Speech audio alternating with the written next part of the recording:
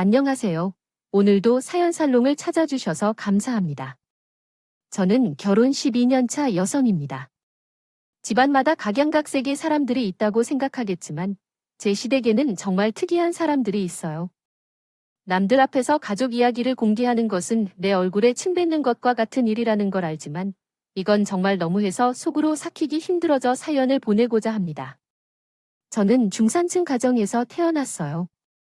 부모님은 맞벌이를 하셨고 두 분 다 유명한 회사에서 일하셨기 때문에 경제적으로 큰 어려움 없이 자랄 수 있었어요. 남동생과 저는 어릴 때부터 피아노, 바이올린, 발레, 수영 등 여러 예술 활동을 즐겨 했고 교육적으로도 풍족한 지원을 받았습니다. 중고등학생 때는 학원과 과외까지 병행할 정도로 교육을 받았죠. 대학에 진학하면서도 등록금을 벌어본 적이 없을 정도로 부모님이 지원해 주셨기 때문에 제 동년배 친구들이 아르바이트로 돈벌이를 하며 대학 생활을 이어가는 것에 놀랐습니다.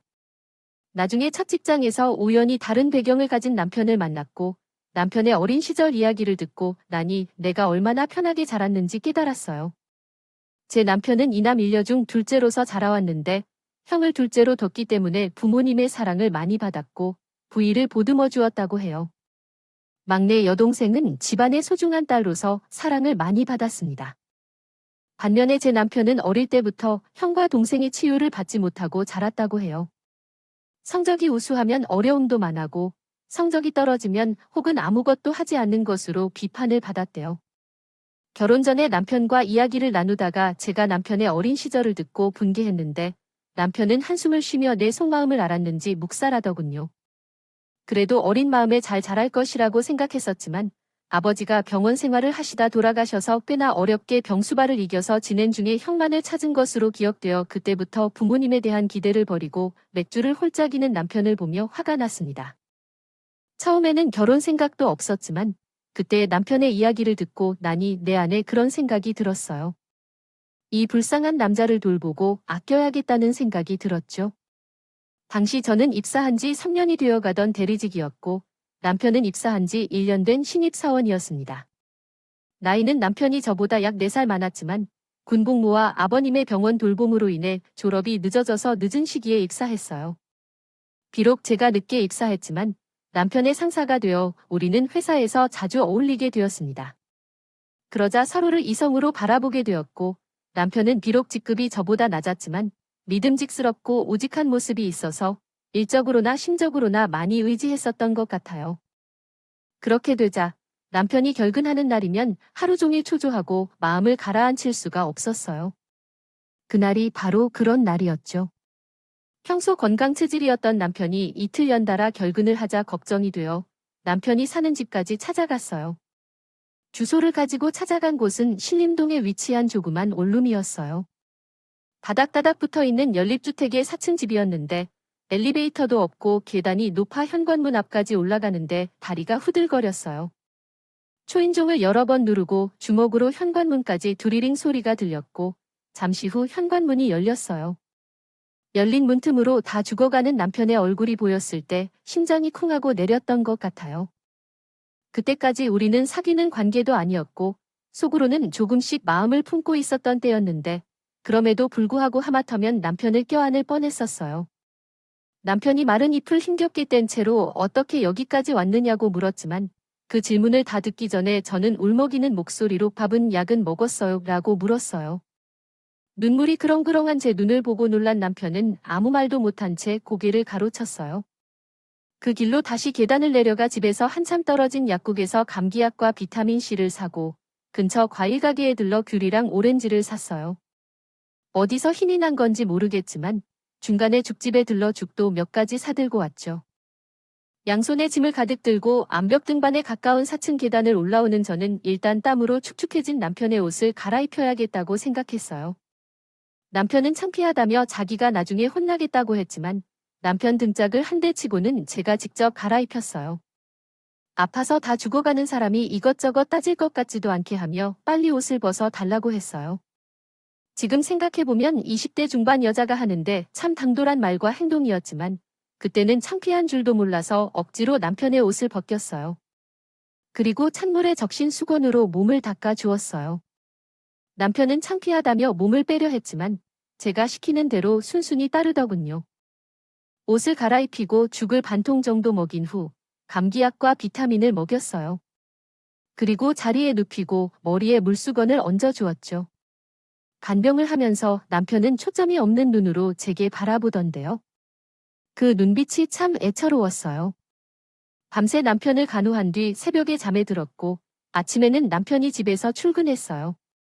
다행히 다음 날이 토요일이라 몸조리를 한 남편은 상태가 많이 호전되었고 월요일에는 멀쩡히 출근했어요. 출근하는 그날 남편은 제가 감사 인사로 점심을 사줄 때 말했어요. 간병을 받아본 건 처음인데 엄마에게도 못 받아봤는데 윤 대리님께 받았네요. 고맙다. 그렇게 말하며 남편은 약간 씁쓸한 표정을 지었던 거야. 실은 이도훈 씨가 기억을 못해서 그런 것일 거예요. 아무래도 어머님께서 아들을 병간호 한 번 안 하셨겠죠. 그런데 그 말에 남편이 씁쓸한 표정을 지으며 그랬더군요. 그럴 것 같아요. 그랬으면 좋겠네요. 실은 제가 부모님의 사랑을 받지 못하고 자랐거든요. 그 이후 담담하게 이어가는 남편의 말에 저는 세상에 이런 부모도 다 있나 하는 생각을 할 수밖에 없었어요. 남편은 어렸을 때부터 형과 동생하고 대체로 부모의 무관심과 정서적 지원을 받지 못했거든요. 대학교 1학년 때였는데 2학기 등록금을 마련하려고 학기 중에도 힘들게 아르바이트를 했어요. 방학 동안 삼복더위에서 막노동으로 일하면서 돈을 벌었지만 그 돈이 갑자기 사라졌고 엄마가 내 등록금을 훔쳐서 형에게 줬다는 것을 알게 되었어요. 형은 그 돈으로 여자친구와 해외여행을 다녀왔다고 하더라고요. 어머니는 제 등록금을 훔쳐서 형의 유흥비를 지원한 셈이었죠. 그런 일이 처음은 아니었지만 그때는 정말 화가 나서 돌아버리겠다고 생각했어요. 등록금이 없으니 휴학을 하고 싶었지만 학교에서 휴학을 하려면 먼저 돈을 낸 후에 가능하다는 걸 알게 되었어요.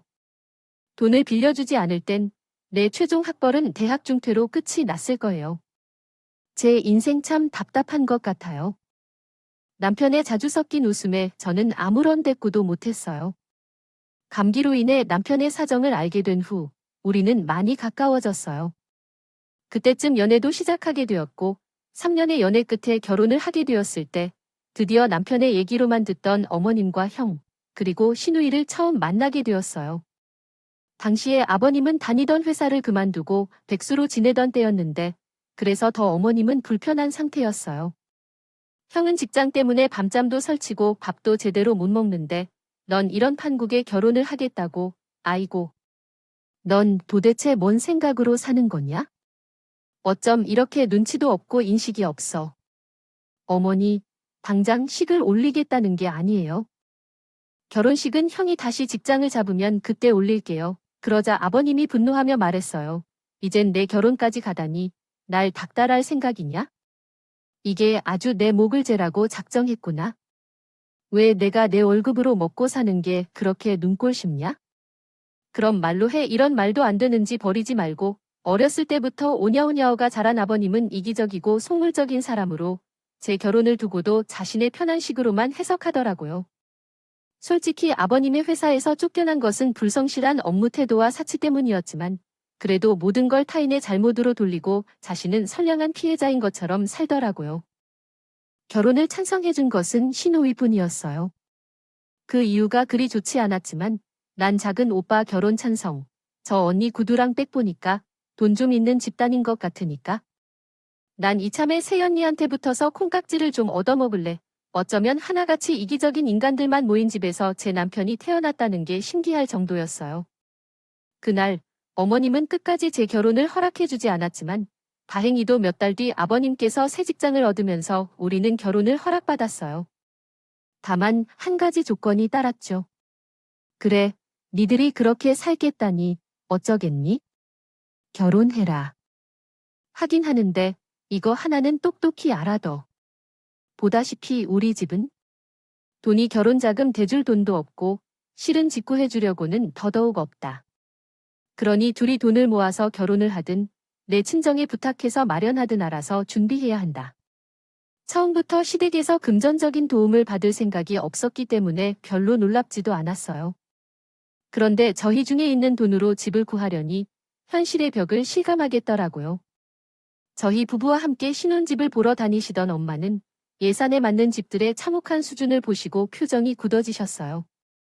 그리고는 집에 돌아가 아빠를 어떻게 구슬렀는지 다음날 아빠가 집으로 남편을 불렀어요. 단도직입적으로 말하며 신혼집 전세보증금은 내가 마련해 줄게. 하나뿐인 딸을 시중 보내면서 뭐라도 해주고픈 친정아빠 심정을 거절하지 않아 줬으면 좋겠어 라고 했다. 장인어른, 그러지 않으셔도 됩니다. 부족해도 저희 힘으로 시작할게요. 남편은 극구 사양했지만 아빠도 순순히 물러서지 않았어요. 어차피 서영이 결혼 자금으로 준비했던 돈이니까 신경 쓸 거 없어. 둘이 열심히 벌어서 평수도 키워가고 집도 사면 되는 거지. 안 그런가? 그렇게 저희는 친정에서 마련해준 보증금으로 전셋집을 구할 수 있었어요. 그랬더니 시어머니가 됐든 그러시더라고요. 설마 국가 전셋집 하나 구해주고 혼수랑 예단비를 퉁치려고 하는 건 아니겠지. 난 다른 건 몰라도 예단비를 확실히 받아야겠다고 형제치고 하는 결혼인데 할 건 제대로 해야 할 거 아니냐 고 하면서 저의 결혼에 숟가락 하나 안 해주시면서 당신 권리는 어찌나 알뜰하게 챙기려고 하는지 정남이가 뚝 떨어질 정도였어요. 시누이는 자기가 우리 결혼의 1등 공신이라며 명품백 정도는 받아야겠다고 으름장을 놓더군요. 염치 없는 시댁이 만행은 결혼식을 치르고 나서도 계속됐어요. 특히 시어머니가요. 이제가 신혼살림을 시작한 저희한테 한 달에 200만 원씩 용돈을 보내라고 하셔요. 어머님, 어떻게 매달 200이나 드려요? 그건 무리예요. 아니, 그게 뭐가 무리라는 거냐? 돈이가 100, 내가 100, 반반 부담하면 별것도 아닌데. 게다가 남들은 신혼집 대출금 갚느라 전전긍긍한다는데 니들은 그럴 걱정도 없잖아. 그리고 내가 뭘 모르고 결혼을 한 모양인데. 지금까지 우리 집은 도훈이가 벌어져준 돈으로 먹고 살았어. 그런데 그게 하루아침에 끊겼는데 나란표 할 수 있겠냐? 아들이랑 며느리한테 반반 부담해서 받는 수밖에 어머니 말은 사실이었어요.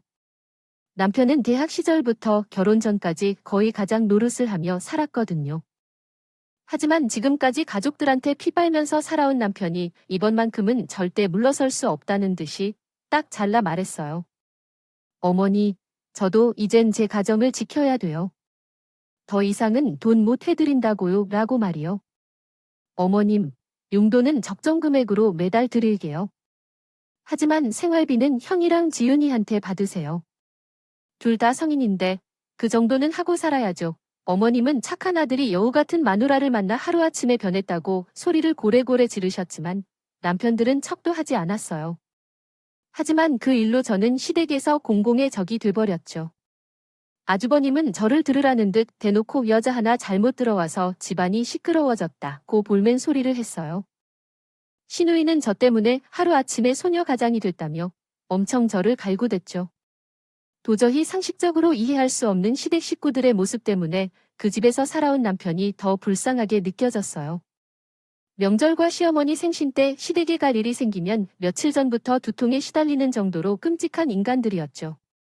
시댁 문제를 제외하면 만족스러운 결혼 생활이었는데 2년이 넘어가려는 때에 우리 집에 불행이 닥쳤어요. 회사에서 건강검진을 받았는데 남편에게 이상소견이 나왔어요. 위암이었죠. 다행히 일찍 발견해서 내시경 수술로 치료하면 된다고 하더군요. 의사는 위암 초기에도 내시경 절제 수술을 받을 수 있는 경우는 5%에 불과하다고 했어요. 이것보다 치명이 심하지 않고 분화도가 낮아서 운이 좋다고 할 수 있었어요. 일주일 정도 입원하면 된다고 하지만 굳이 휴가를 사용할 필요는 없다며 회사에 알리는 것도 그렇고 주말만 끼고 몇 일 휴가를 쓰게 나 아무 걱정할 것 없다고 하니까요. 당신 남편은 그렇게 취약한 사람이 아니야? 당신 날 누가 죽이라고 하지 않으니까 울지 마세요 하면서도 남편이 걱정부터 하는 것을 보니 안타까워서 감정이 우러났어요. 사람이 왜 이렇게 어리석어서 그러나요? 그런 몸으로도 나를 위로하려는 게 무슨 말인가요? 남편의 위로는 부족하지만 그래도 중요한 것이었어요. 그리고 남편이 위암 판정을 받은 친정 부모님은 한동안 생활비를 지원하겠다고 하셨는데 남편이 그것을 거절했어요. 그런데 웃긴 점은 뭘까요? 피를 한 방울도 섞지 않은 장인과 장모도 남편 걱정을 하는 반면 피를 나눈 시댁 가족은 걱정하지 않고 있었어요. 그러니 너로부터 할 말이 뭐냐? 내 아들이 암에 걸렸다고 해서 나에게 수술비를 내라고 하는 거냐? 간병을 하라는 거냐? 위암 초기라며 간단한 수술로 해결되는 병인데 말이 왜 이리 나왔어? 하면서 어른들이 다 결혼시켜주고 보내주었으니 이제 너희 힘으로 살아가야지. 어떻게 내게 자식 책임을 물으려 하는 거야? 남편이니 내가 알아서 하라고. 설마 내가 이를 핑계로 내 용돈을 끊겠다는 게 아니지? 내가 그랬다가 내가 가만히 있을 건 없잖아, 라고 말했다. 그렇지만 이런 발언에 마음이 상했고 충격받았어요. 그럼에도 불구하고 이번 달의 용돈은 분명히 줄여야겠어요. 어리석은 전화 그만하고 당신 아들이 암에 걸렸다는데 얼마나 고통스러운지 물어보고 용돈을 줄지 않을까 봐 화를 내는 사람이 정말 친엄마 맞나 의심했었어요. 마찬가지로 어머니도 그랬어요. 재수 씨, 암 초기에는 그렇게 별것 아니에요. 우리나라에서 가장 흔한 병이고 완치율도 높은 게 위암이에요. 난 대단한 병인 줄 알았는데 보험은 몇 개 들어놨는데 보험금은 꽤 괜찮게 나와서 돈이 있는 대로 쏘지. 강남의 유명한 횟집에 가서 오마카세로 쏘지 않겠어? 고하며 어머니가 이렇게 말했을 때 난 이해되지 않았다고 했습니다. 동생이 암에 걸렸다고 하는데 보험금을 얻어 쓸 생각부터 하는 건 정말 인간적이지 않아. 이게 가족인가 싶었어요. 다행히 남편의 수술은 잘 끝나서 몸도 금방 회복했고 회사에 곧 복귀할 수 있었어요. 친정 어머니는 사위의 건강을 챙겨야 한다며 보양식을 많이 준비해 주셨고 아버지는 사위 건강을 챙겨야 한다며 집에 운동기구를 하나 선물해 주셨어요. 지금까지 자기 부모 형제에게 대접받지 못했던 남편이 우리 친정 부모님의 사랑에 감동하며 눈시울을 붉혔지만 눈물을 참으려 애를 썼어요. 마음이 가는 대로 몸도 간다고 그 경험 이후 남편과 저희 친정을 자주 찾게 되었어요. 전혀 쟁쟁한 날이 아니어도 맛집에서 포장해온 음식을 들고 친정에 찾아가거나 저희 어머니와 극장 데이트를 즐기거나 아버지와 밤낚시에 나가기도 했어요. 우리 부모님은 남편을 특별히 아끼시며 저희 남편을 큰아들이라고 부르셨죠.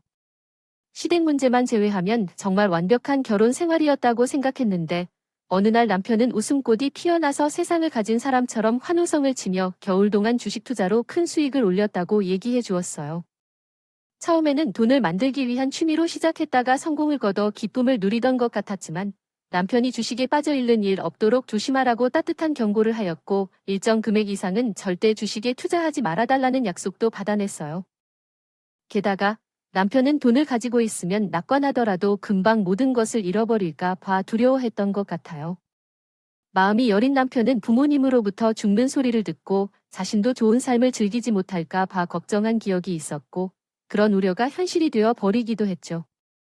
암에 걸린 티 하나도 없이 몇 년 동안 은둔 생활을 한 후 어느 날 시누이가 상견례를 하러 왔을 때 남편에게 새로운 사람과의 결혼을 알리며 일어났는데 시누이는 실제 목적은 남편이 주식 투자로 3억 원을 벌었다는 사실을 이용하여 신혼여행 비용으로 사용할 수 있도록 하고 싶어 했어요. 그러나 우리는 그 돈을 다른 곳에 사용하기로 했기 때문에 그 제안을 거절하였고 또한 시누이에게 우리 결혼 때 받았던 명품 가방을 상기시켜 주어야 한다고 말해 주었죠.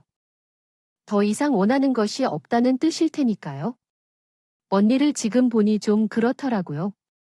돈을 충분히 벌어서 몇 년째 용돈을 먹이려고 그렇게 하는 거죠. 돈을 벌 만큼 번 사람이 인정을 이렇게 받으면 곤란한 일이죠. 언니가 정 그러면 나도 다 생각이 나거든요. 시누이는 화를 냈고 전화를 끊었어요. 그리고 연목을 하고 제 남편이 주식으로 돈을 벌었다고 시댁에 알렸다는 모양이에요. 득달 같이 어머님이 전화를 했더라고요. 도은이가 주식으로 돈을 벌었다며? 안 그래도 니들에게 할 말이 있었는데 잘 듣구나 들었나 모르겠지만 우리 큰아이가 얼마 전에 회사를 그만뒀어. 결혼한 지 얼마 안 됐어서 새아기한테 눈치도 보였는데 하늘이도 왔구나. 어머니, 그게 무슨 말씀이세요? 하늘이 돕다뇨. 넌 젊은이가 왜 이렇게 말을 못 알아듣니? 내가 직장을 잃었으면 너들이 생활비 정도는 대충 해야 할 거 아니냐고 해. 곳간에서 인신이 나서 3억이나 벌었다면 그 정도는 할 수 있는 거 아니니? 남이 아닌 형제들 사이에 그 놈 같은 눈물 나는 오해까지. 어머니 말씀에 저도 모르게 혀를 찾지 못해. 어머님 준 뻔뻔하다는 생각 안 하세요? 내 남편이 암에 걸렸다고 전화드렸을 때 어머님이 뭐라고 하셨어요? 다 큰 자식 결혼까지 시켰으면 남은 인생은 너희가 알아서 살라고 하셨던 거 기억 안 나시나요? 그때 어머니 말씀 듣고 뼈저리가 느꼈어요. 내 남편한테 가족은 나뿐이라는 거요. 적어도 부모라면 병에 걸린 아들 병문안은 한 번 오셨어야 하는 거 아니에요? 빈말이라도 몸은 괜찮냐고 전화라도 한 통 하셔야 할 거 아니냐고요. 그래놓고 이제 와서 돈을 뜯어먹겠다고 전화하시네요.